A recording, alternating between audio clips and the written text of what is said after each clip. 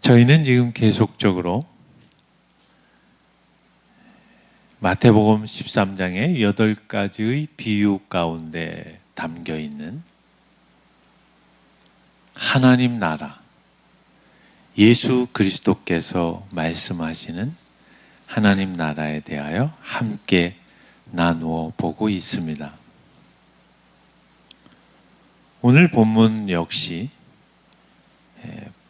밭과 연관된 말씀의 내용입니다. 두 구절로 축약이 돼서 그 의미를 다 헤아릴 수는 없겠지만 세상 살다 보면은 꼭 악한 일들을 만나게 됩니다. 의도하지 않던, 그리고 우리의 실수 때문이던, 오늘 말씀처럼 원수가 와서 곡식 가운데 가라지를 덧뿌리고 갔더니 싹이 나고 결실할 때 가라지도 보인다고 합니다.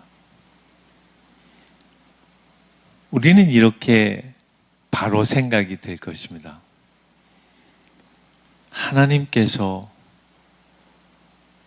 깨어진 이 세상 가운데 그리스도를 보내셔서 하나님 나라를 이루신다면 단번에, 한순간에 완성판으로 허락해 주셔야 하지 않는가라는 의구심을 갖게 됩니다. 그렇지 않습니까? 이왕에 오셨는데, 그 어려운 발걸음을 하셨는데 깔끔하게 한 번에 끝내주시면 얼마나 좋겠습니까? 악인들은 싹 사라지고 택함을 받은 우리가 진정으로 주님의 은혜와 영광 가운데 함께 참여한다면 그보다 더 기쁜 일이 어디 있겠습니까? 놀라운 사실은 이 마태복음 13장의 비유 가운데 하나님 나라가 임했음에도 불구하고 세상 가운데에는 악이 존재하고, 그리고 세상 가운데는 꼭 쭉정이들 가득하여, 오늘 본문에는 가라지라고 말씀하고 있는데 사단이 그 가라지에 씨앗을 뿌려서 우리와 동일한 조건과 환경 속에서 살게 한다는 것입니다. 궁금하시지 않습니까?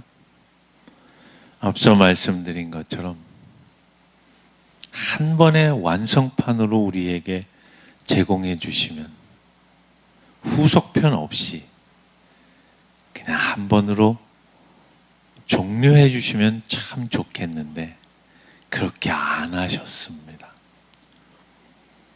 왜 악을 함께 자라가도록 두실까요?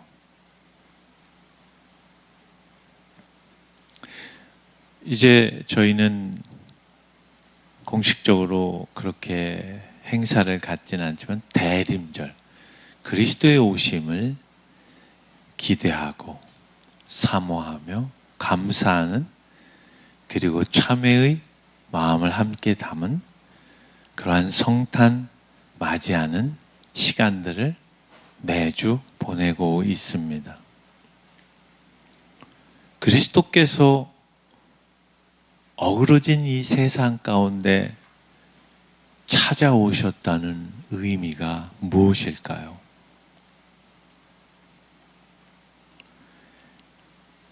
늘 우리는 신앙생활을 하면서도 우리의 기대와 소원과 바람이 충만합니다. 틀린 일은 아닙니다.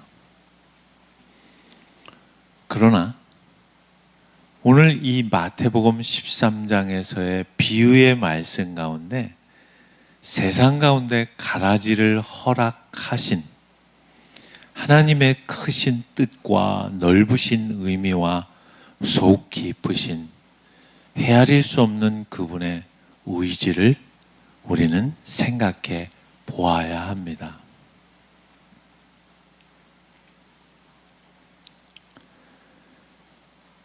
병든 자가 고침을 받고 문둥병자가 완전한 회복을 갖고 오병이어로 수많은 사람들을 먹이시고 죽은 사람도 살리시는 것이 궁극적인 하나님 아버지의 그리스도를 보내심의 구원의 완성이 아닌 것입니다.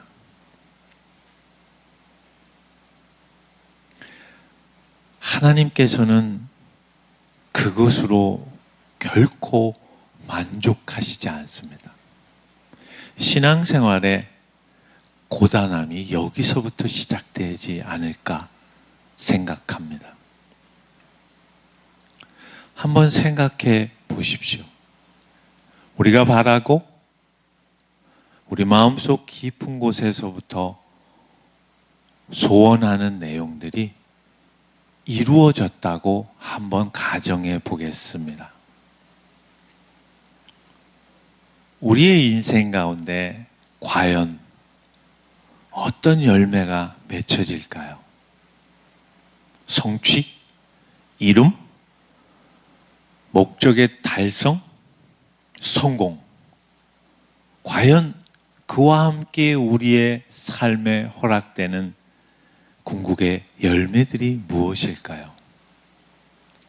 이 마태복음 13장의 비유에서 밭과 열매는 계속적으로 반복되는 비유의 말씀입니다. 지난주에 우리가 그 요한복음 12장의 말씀을 통하여 한 알의 밀이 땅에 떨어져 죽지 아니하면 한 알 그대로 있고 죽으면 많은 열매를 맺을 것이다. 좋은 밭에 심겨진 씨앗은 30배, 60배, 100배의 결실을 맺게 될 것이다. 성경이 말씀하시는 그 결실, 열매는 과연 무엇을 말하는 걸까요? 놀라운 사실은 우리의 삶에서 늘 그 불만족 가운데 허락되지 않는다고 생각하기로 하기 때문에 경험이 없다고 생각하지만 우리의 삶 속에서 우리가 바라는 것들이 채워지고 만족하고 배부러졌을 때 잊지 마십시오. 성경이 말씀하시는 성삼위 하나님께서 우리를 향하신 그 구원의 내용의 열매들은 없다라는 사실입니다. 놀랍지 않습니까? 하나님께서 그 타협 안 하시는 겁니다. 그분이 우리를 사랑하지 않으셔서 그분이 부족하셔서 우리가 바라는 것을 선뜻 내어주시고 허락하시는 것이 아니라 말씀드린 것처럼 그걸로 우리가 배부르고 만족해도 궁극적으로 하나님이 원하시는 그 열매, 결실은 없다라는 사실입니다. 놀랍지 않습니까? 이 사실을 우리는 부인하죠. 수용하고 싶지 않습니다. 예수 그리스도가 오셨다는 그 어마어마한 사실 속에 이 모든 내용이 감추어져 있는 것입니다. 이것이 오늘 마태복음 13장에 천국은 가라사대 하나님의 나라는 이와 같은 일을 다 함의하고 있는 것입니다. 비유로 말씀하시죠.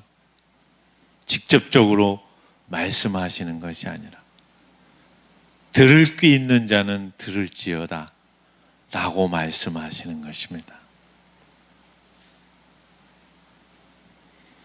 여기까지 이해가 되셨습니까? 갈라디아서 5장에서 성령의 열매를 말씀하십니다. 16절입니다. 갈라디아서 5장에서는 육체의 열매와 성령의 열매를 대비하시는 말씀으로 우리에게 허락하십니다. 내가 이르노니 너희는 성령을 따라 행하라. 그리하면 육체의 욕심을 이루지 아니하리라. 육체의 소욕은 성령을 거스리고 성령을 육체를 거스리나니 이 둘이 서로 대적하므로 너희가 원하는 것을 하지 못하게 하려 함이니라. 너희가 만일 성령의 인도하시는 바가 되면 율법 아래 있지 아니하리라. 육체의 일은 분명하니 곧 음행과 더러운 것과 호색과 우상숭배와 주술과 원수 맺는 것과 분쟁과 시기와 분냄과 당짓는 것과 분열함과 이단과 투기와 술취함과 방탕함과 또 그와 같은 것들이라. 전에 너희에게 경계한 것 같이 경계하노니 이런 일을 하는 자들은 하나님의 나라를 유업으로 받지 못할 것이요 오직 성령의 열매는 사랑과 희락과 화평과 오래 참음과 자비와 양선과 충성과 온유와 절제니 이 같은 것을 금지할 법이 없느니라. 그리스도 예수의 사람들은 육체와 함께 그 정욕과 탐심을 십자가에 못 박았느니라. 성령의 열매는 이루어서 허락되는 게 결코 아니라는 것을 우리는 생각해야 합니다. 육체의 일은 늘 우리가 눈만 뜨면 경험하는 세상 속에 충만한 내용들입니다. 공부를 많이 한 사람도 이 짓을 하죠. 권력을 쥔 자들도 이러한 행위에, 그리고 아무리 도덕적으로 윤리적으로 무음한 것 같은 인간들 모두 이렇게 살아갑니다. 어느 한 곳도 소망이 없습니다. 이 내용은 살아가봐야 합니다. 소중한 것, 가치 있는 것, 그 어떤 것과 바꿀 수 없는 것을 알게 되는 자리까지는 많은 시간이 걸립니다. 그냥 결코 허락되지 않습니다. 제가 자주 그런 말씀 드리지 않습니까? 여러분을 무시해서가 아니라 실제 그렇습니다. 저 역시도 그렇습니다. 젊은 날에는 와닿지가 않아요.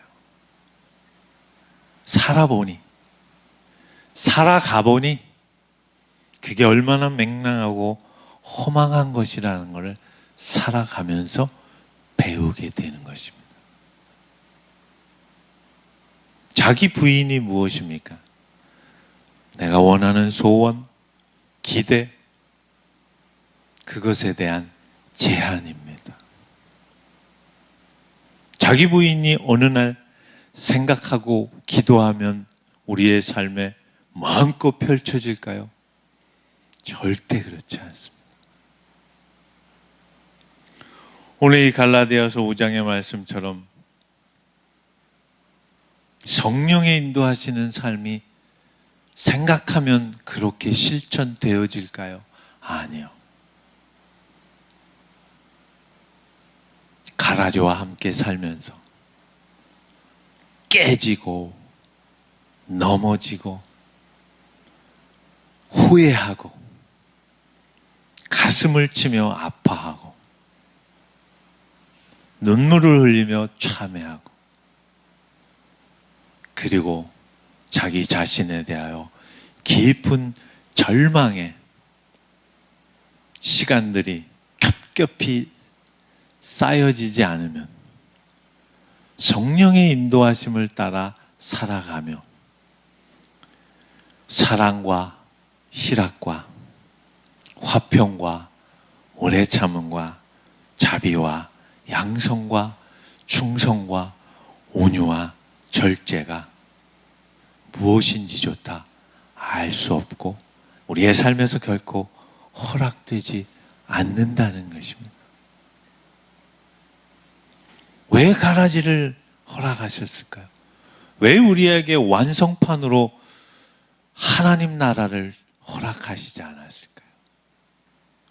그리스도께서 오셔서 우리가 동일한 조건과 환경과 그 참담한 현실 속을 살아가시면서 눈물을 흘리시고 배고픔을 당해보시고 배반을 당하고 오해와 멸시와 천대와 괄시와 모욕과 침뱉음과 그 모든 수치를 감수하시며 그리스도께서 친히 본을 보이셨다는 것을 잊지 말아야 하는 것입니다. 그 길을 따르는 것이 신자의 영광스러움인 것입니다. 그 과정 속에 하나님께서는 놀라운 섭리의 손길로 우리의 인생 가운데 육체의 일을 멀리하고 성령의 뜻을 따라 순종하는 삶이 무엇인지를 매일매일의 삶 속에서 체득하게 되는 것이죠. 여러분, 어릴 적 땀 따먹게 해보신 적이 있으신지 모르겠습니다. 여러분들 늘 공부만 하신 분들이라 경험이 없으실 것입니다. 땅 따먹기. 어느 의 그 영역을 그어놓고 가위바위보 해서 그 영역을 넓히는 1차원적인 원시적인 놀이죠. 동일합니다. 우리는 구원의 은혜 안에 있습니다. 우리의 운명은 확보되었습니다. 우리의 신분과 지위는 그리스도 안에서 동일한 조건 속에 있습니다. 그러나 그것으로 진정한 하나님 나라가 무엇인지는 알 수 없습니다. 여러분이 살아보시면 배우게 되실 것입니다. 깊이 알게 되실 것입니다. 잘못한 것이 나를 키운다는 놀라운 신비로운 내용을. 실패해봐야, 꺾여봐야, 넘어져봐야 성령의 9가지 열매의 내용들을 우리가 문이라도 갖게 되는 놀라운 사실인 것입니다. 히브리서 5장 6절을 보시면 이런 놀라운 말씀이 있습니다.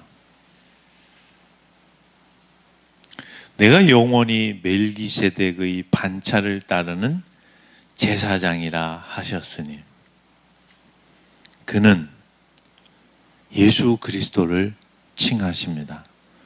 그는 육체에 계실 때 성육신의 삶을 말씀하십니다. 자기를 죽음에서 능히 구원하실 이에게 심한 통곡과 눈물로 간구와 소원을 올렸고 그의 경건하심으로 말미암아 들으심을 얻었느니라. 그가 아들이시면서도 받으신 고난으로 순종함을 배워서 온전하게 되셨은즉 자기에게 순종하는 모든 자에게 영원한 구원의 근원이 되셨다. 여러분, 이 히브리서의 말씀을 어떻게 생각하십니까? 아들이시면서도 받으신 고난으로 순종을 배워 온전하게 되셨답니다. 하나님이십니다. 성삼위 하나님 예수 그리스도, 성자 예수 그리스도께서 죄가 없으신 그분이 우리의 삶의 자리로 찾아오셔서 고난을 받으시고 그 고난 속에서 통곡과 눈물로 성부 하나님께 간구하시며 순종을 배우셨다고 말씀하고 있습니다. 그 순종의 결과가 온전함입니다. 하물며 아직도 죄 가운데 있는 우리의 현실적 삶은 어떠해야 할까요? 하나님 아버지께서 예수 그리스도를 이 땅에 보내셔서 성탄을 우리가 준비하고 있습니다. 오셔서 잘 먹고 잘 사는 것을 목적 삼아 오셨다면 그건 큰 오해입니다. 하나님께서 우리에게 그리스도를 내어주셔서 목적하신 구원은 너무나 크고 넓은 것입니다.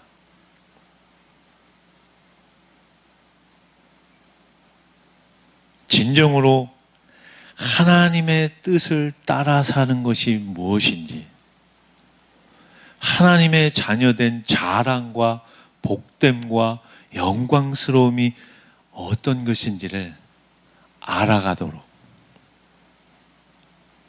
우리의 인생 속에 원하든 원하지 않든 불편함과 거북스러움과 피곤함과 원망스러움과 짜증 섞인 그 매 순간의 삶이 그 내용 속에서 하나님 나라의 다스림을 받는 것이 무엇인지, 진정한 자유의 그 의지 안에서 하나님의 뜻에 순종하는 것이 무엇인지를 하나님께서는 우리의 인생에 결단코 양보하시지 않습니다. 그것이 예수 그리스도께서 이 땅에 오셔서 십자가에 죽임을 당하신 것입니다. 그 구원이 그저 우리가 원하는 이 세상에 필요 작은 것들 마음껏 누려 배부르는 것으로 아니요. 하나님의 전인격을 우리의 삶 속에서 온전히 드러내는 그 자리까지 하나님께서는 절대 포기하시거나 양보하시거나 타협하시거나 물으시거나 그냥 쉽게 넘어가시거나 좋은 게 좋은 거라고 결코 말씀 안 하십니다. 그것이 우리가 사는 천국 백성의 현실 속에 허락된 쭉정이들과 함께 살아가는 고단한 현실이라는 것입니다. 실패할까요?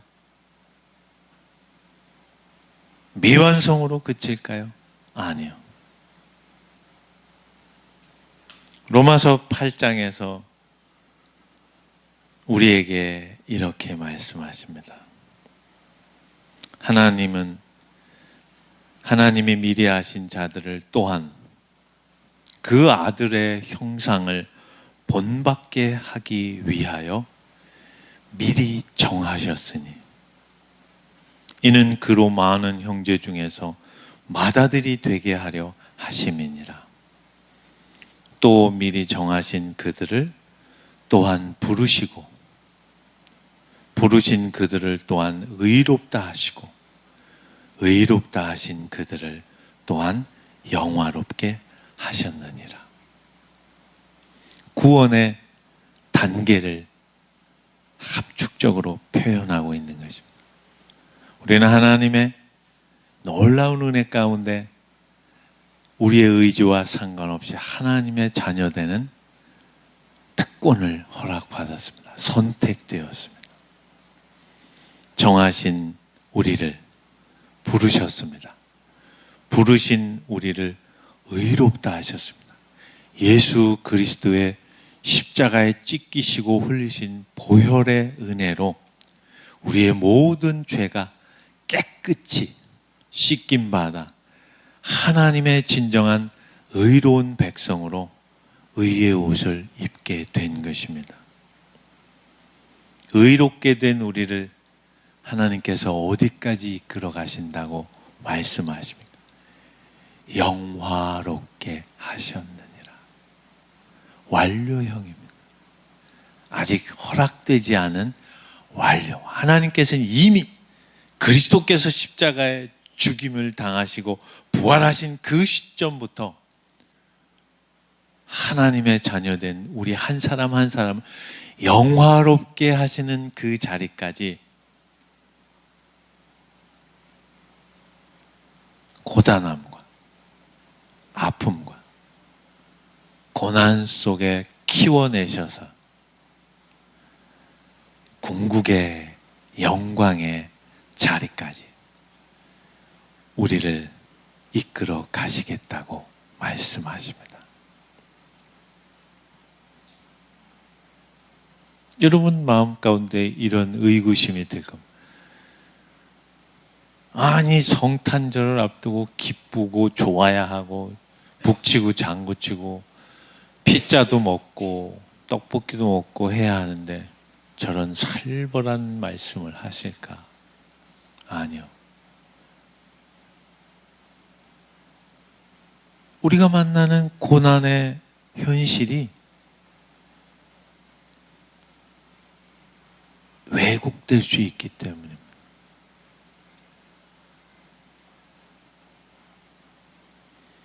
로마서 8장에서 마지막 절에 이렇게 말씀합니다.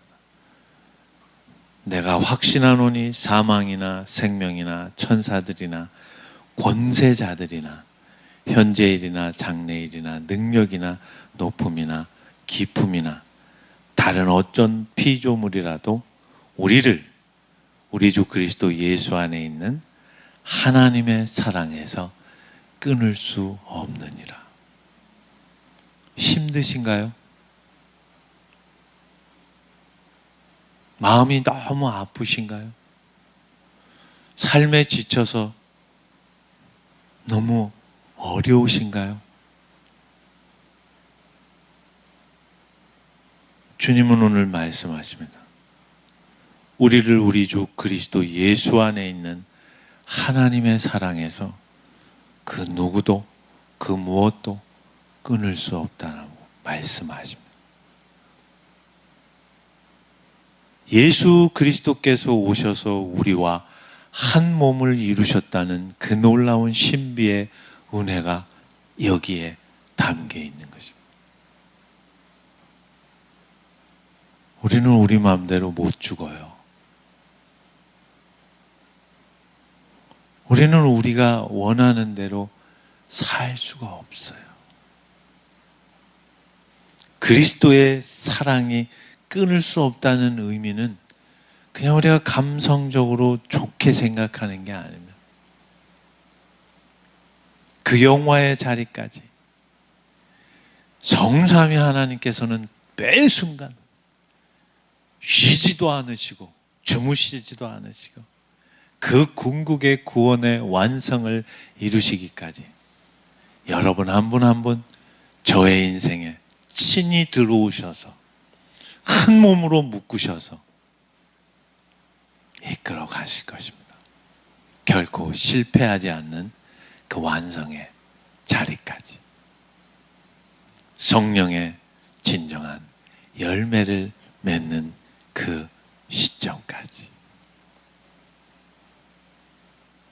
그러니 여러분 오늘을 살아갈 때 어떤 마음으로 살아가야 하는지 어렴풋이 알게 되셨을 것이라고 생각합니다. 인내와 겸손과 오래 참음이 무엇을 말하는지 아실 것입니다. 화가 나시면 티슈를 한 장씩 던지십시오. 성질 내지 마시고. 그리고 아이에게 잘못하셨으면 사과하세요. 미안하다. 아빠는 이것밖에 안 되는구나. 그러나 나아지도록 노력할게. 자기 부인이 무엇인지를 배우십시오. 기도하겠습니다. 하나님 아버지, 감사합니다. 예수 그리스도께서 사람의 몸을 입고 이 땅에 오셨다는 그 의미가 얼마나 크고 넓고 깊은지요. 오늘의 말씀을 통하여 그 영광스러운 신자의 삶, 하나님의 자녀의 삶을 포기하지 않는 성탄의 이 시기가 될 수 있도록 인도하여 주시옵소서. 예수님 이름으로 기도합니다.